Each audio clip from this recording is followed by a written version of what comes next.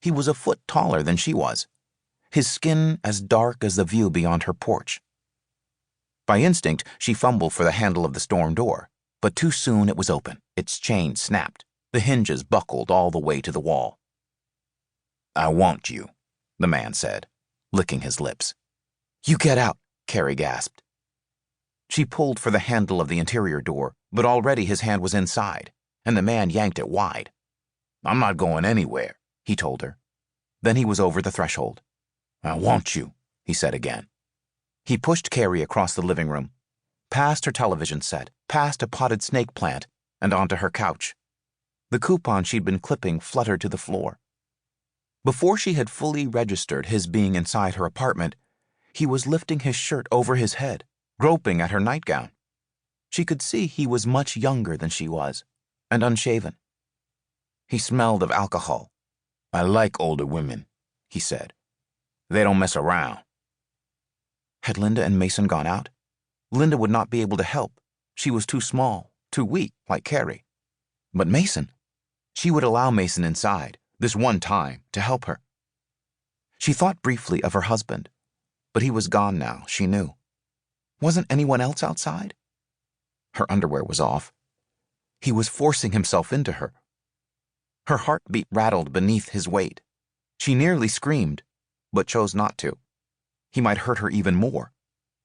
She knew he had a knife, a switchblade several inches long, halfway unfolded. Or he didn't.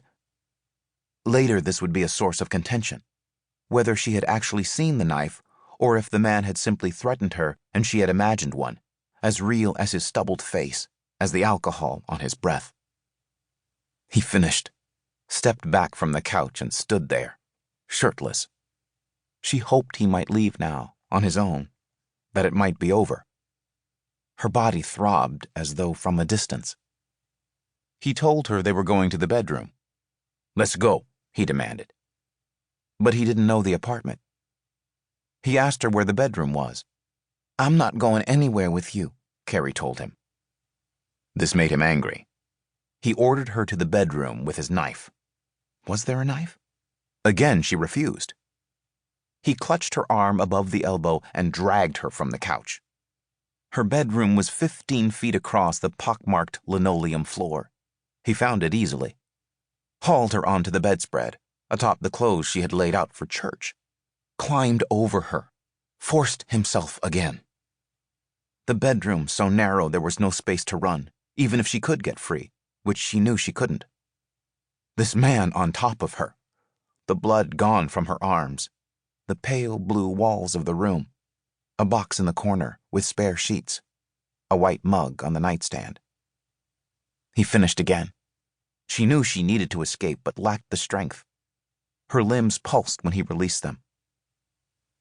"I need to use the bathroom," she stammered. He leaned away, stumbled off the bed.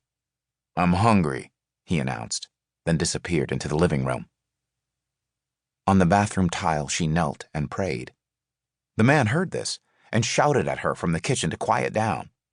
"I can't stand that," he told her. She could hear him opening cupboards. "What you got in your refrigerator?"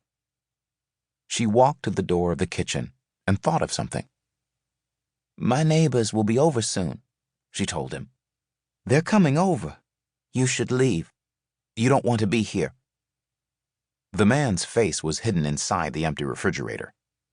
He was still shirtless. "Mason?" he asked, his voice muffled. Then he straightened. "I saw Mason leave," he told her. "Their apartment's empty. Nobody's here to help you."